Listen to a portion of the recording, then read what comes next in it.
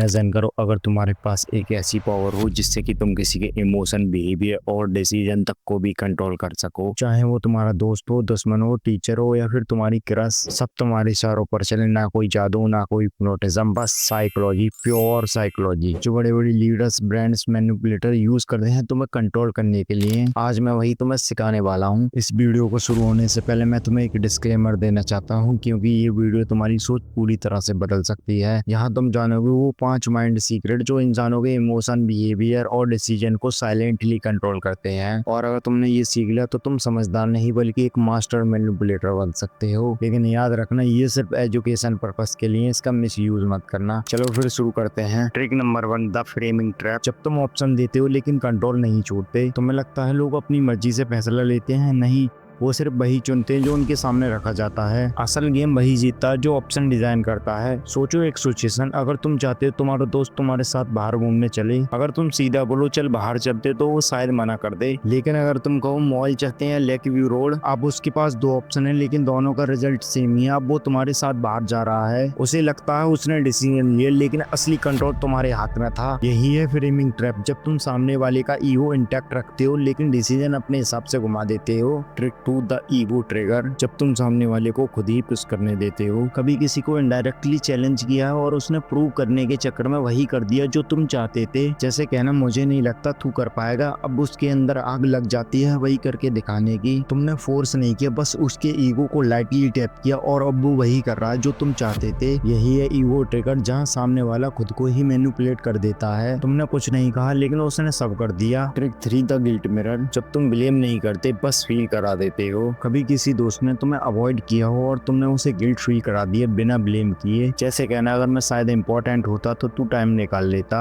बस उसके अंदर गिल्ट पैदा हो जाता है, वो खुद ही सफाई देने लगता है, खुद ही रिकनेक्ट करने की कोशिश करता है। तुमने फोर्स नहीं किया, बस उसके सामने एक इमोशनल मिरर रख दिया और उसने उसमें अपना गिल्ट देख लिया। यही है गिल्ट मिरर, जहाँ गिल्ट खुद ही ट्रूथ बाहर निकाल देता है। तुमने कुछ नहीं मांगा लेकिन सब मिल गया। Trick 4, the commitment hook. जब एक छोटा सा हाँ बड़े हाँ का रास्ता खोल देता है। कभी किसी दोस्त से छोटा सा फेवर मांगा हो और वो बाद में बड़ी चीज के लिए भी रेडी हो गया हो। जैसे तुमने बोला भाई 1 मिनट के लिए हेल्प कर दे और फिर बोला चल भाई पूरा काम साथ में करते हैं। वो मना नहीं कर पाएगा क्योंकि उसने पहले यहाँ कह दिया था। उसका माइंड ऑलरेडी कनेक्टेड था, अब वो पीछे नहीं हट सकता। यही है कमिटमेंट हुक, जहाँ एक छोटा सा हाँ बड़े हाँ का रास्ता खोल देता है। तुमने उसे धीरे धीरे अपनी तरफ खींच लिया बिना जोर दिए। Trick 5, the silent pressure. जब तुम कुछ नहीं बोलते तब सबसे ज्यादा असर होता है। लोग सोचते हैं कि जो ज्यादा बोलता है वही स्ट्रांग होता है, लेकिन असली पावर उस इंसान के पास होती है जो चुप रहकर सामने वाले को अंदर से ला देता है। सोचो एक सिचुएशन, तुम्हारा दोस्त तुमसे कुछ छुपा रहा है, तुमने सिर्फ एक लाइन बोली मुझे सब पता है और फिर चुप हो गए। अब क्या होता है, उसके दिमाग में एक तूफान चलने लगता है। क्या पता चल गया, किसने बताया, क्या मैंने कुछ ऐसा कह दिया जो दिख गया। वो घबराने लगता है। तुमने कोई सवाल नहीं पूछा, तुमने कोई गुस्सा नहीं किया, बस एक लाइन और साइलेंस, और वो खुद ही बोलने लगता है, सच बताने लगता है, सफाई देने लगता है। यही है साइलेंस प्रेशर, जहाँ साइलेंस ही सबसे बड़ा लाउड वेपन बन जाता है। अब खुद ही सोचो, क्या तुमने ये ट्रिक कभी यूज किए हैं? तुम खुद ही इनका शिकार हुए हो? अगर हाँ तो अब तुम जान चुके हो कि गेम कैसे खेला जाता है। और अगर तुम्हें लगा कि आज सच में दिमाग खुल गया तो बस एक काम करो, नीचे लाइक वाला बटन लाइटली टैप करो ताकि यूट्यूब एल्गोरिथम को भी समझ आए तुम अब भीड़ का हिस्सा नहीं हो, तुम गेम के मास्टर बन रहे हो। नोट कर लो, अगली ट्रिक सिर्फ चुनिंदा लोगों के लिए होगी। अगर तुम उसमें शामिल होना चाहते हो तो अभी सब्सक्राइब कर लो, वरना तुम बाद में मुझे मिस करोगे।